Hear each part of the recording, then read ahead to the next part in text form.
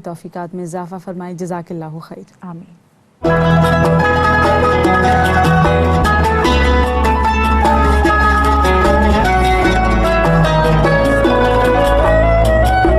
जी नाज़रीन करम, इस वक्त हुआ चाहता है हमारे उस सेगमेंट का जिसको हम फूड फॉर थॉट भी कहा करते हैं, और सेगमेंट का नाम है ज़रा सोचिएगा।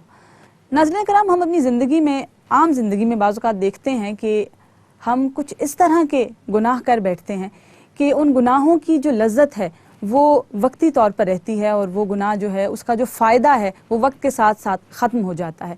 लेकिन उस गुनाह का जो असर है नाज़रीन करम, वो क़ब्र तक हमारे साथ जाता है और हशर तक, और फिर उसके बाद बाज़ औक़ात वो हमें जहन्नुम रसीद कर देने का बाइस बनता है।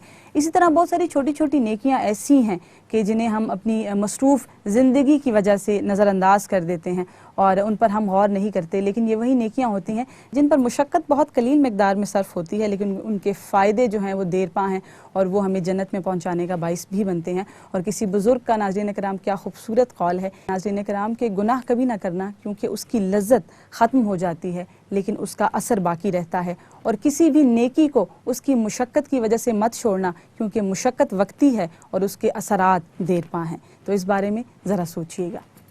दश्त न समझो